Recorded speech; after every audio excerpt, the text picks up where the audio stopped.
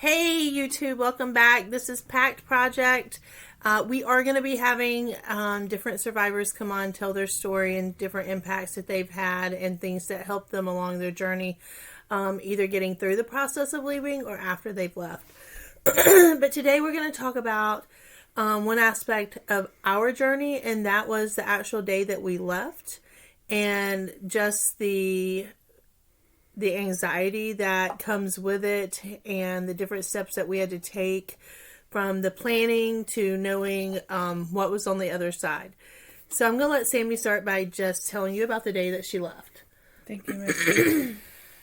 So, the day that I had left, prior, I had already started working with a domestic violence shelter that was introduced to me through a local church. And I went through the intake process. They told me that I would be getting a phone call. I received a phone call from them on a Thursday at work, and they told me that I was accepted, and if there was any way I can get myself and my daughter to safety until the 2-week period that I had to wait for availability to be open, if I could stay with either friends or family away from that situation. So I knew I couldn't call any friends. Most of the friends I had at that time were all his friends. So I was thankful that my family members had said that we can stay with them. So before I left work, I knew I was leaving. That was it. And so I left. I picked my daughter up from daycare and I was headed home. And the whole way there I was torn up. I was so scared. I didn't know what I was going to do, if things were going to escalate, what was going to happen. Thankfully, when I got there, and I know it's not a good thing, but I got there and he was already upset. He had created a fight in his head, and to me, I used that to my advantage, because typically when we would get in an argument, he would leave for hours on end, if not sometimes days. And very few times I was able to leave and go with my family. So I had it in my head that I was going to be the one to leave. So as he's arguing, I'm just kind of going through the motions like any other argument, which, let's be honest, they vary. Right. And I was just like putting stuff in a bag, stuff of my daughter's clothes. And I grabbed her to walk up the stairs, but before I went up, I turned around to the kitchen and I grabbed a gallon of milk that I had in there. Now, I had bought this gallon of milk the day before, and I had to hide money from him so he wouldn't take it. I was the only one working, but he still controlled all the money, where it went, all of it. So I bought that gallon of milk with my own money and I took it with me.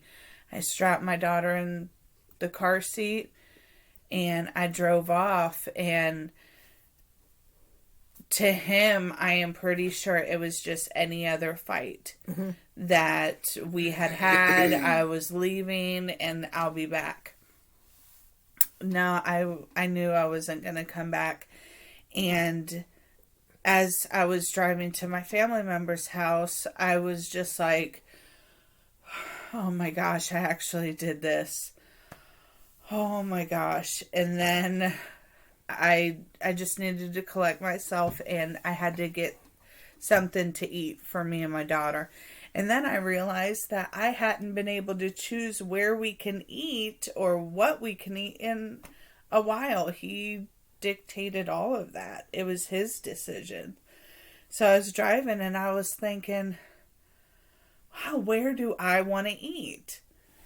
And to me, that was it was really empowering because it ended right there for me with choosing what we were going to eat. And we left, and 2 weeks later we got into the shelter, and that's another story for another day.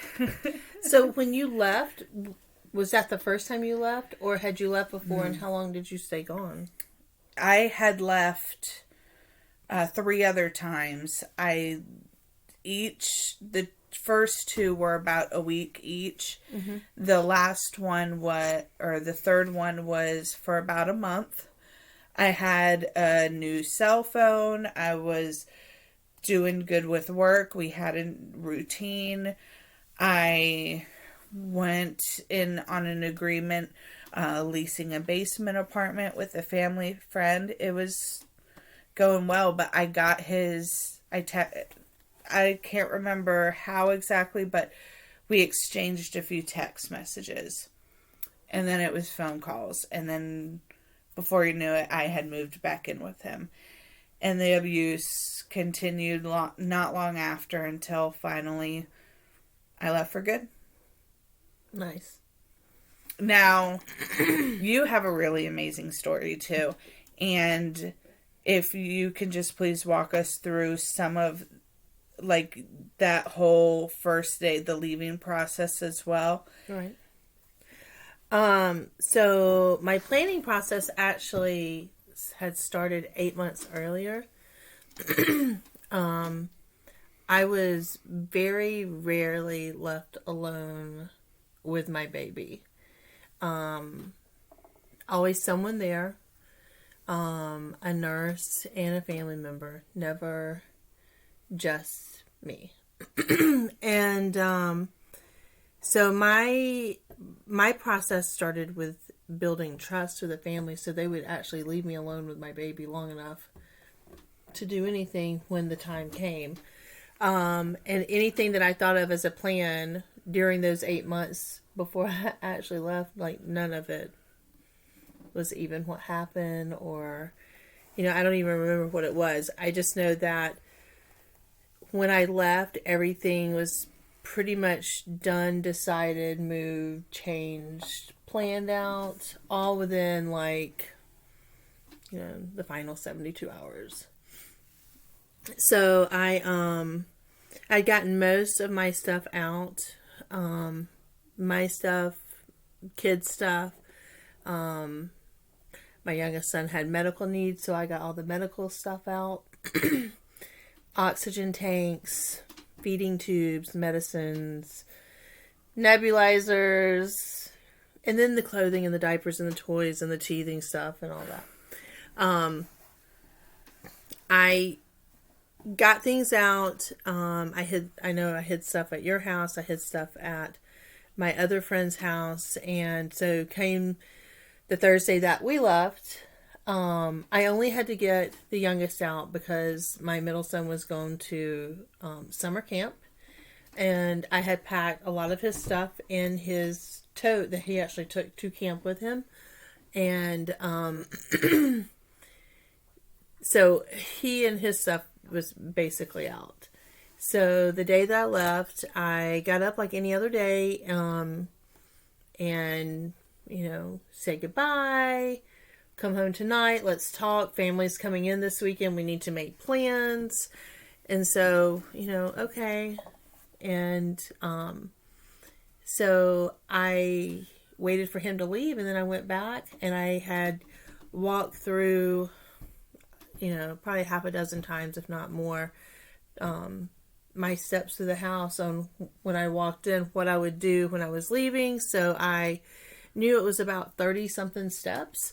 So I walked my steps, grabbed my pillow off the bed, unhooked the oxygen, scanned to make sure there was nothing of the babies that I had forgotten, and walked out with my baby, and had told the nurse that I had a friend that wanted to see him, and that wasn't a lie. It was absolutely true. She was sitting in the car waiting to see him as we left.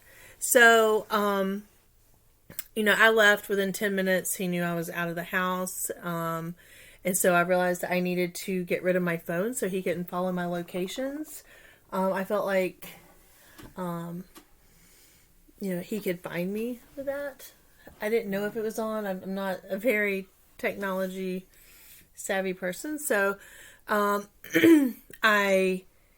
had checked into a few things behind the scenes. One was I knew that because we weren't married and that there were no court papers, that legally I could take my child, even though they did file an Amber Alert. It was null and void because I had every right to be with my child. The other was that the cell phone, I deleted all my messages, I deleted all my text messages, and I actually ran over it. So that if he could track it or if he could find me by that way, I had destroyed it so he couldn't follow it after that, I luckily had a track phone that had come to me a few months earlier, and I just put it up and saved it, made the minimal calls a month on it to keep it active. But that became my lifeline for communication with, counselors, with lawyers, with my family. And so I made it to your house. We threw everything in my car in about 10 minutes, and then picked up my other son from summer camp a day early. He informed me camp was not over with, and I had to let him know we were going on vacation. And I think it took him probably 3 or 4 days, and he kind of looked at me. He said, "We're not going back to Virginia, are we?" And I said, "No, we are not." So we left. But the way we went was we went down from Virginia through Tennessee, and when we got to the Tennessee line, the sun was setting, so we stopped for kind of a picnic dinner, and at that moment was the moment I felt actually free, where I could actually breathe for a moment.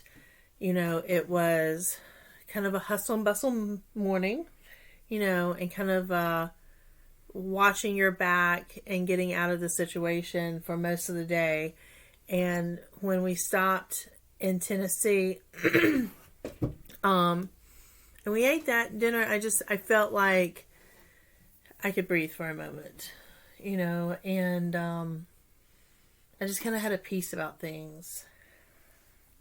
So that's awesome. Thank you so much. Thanks.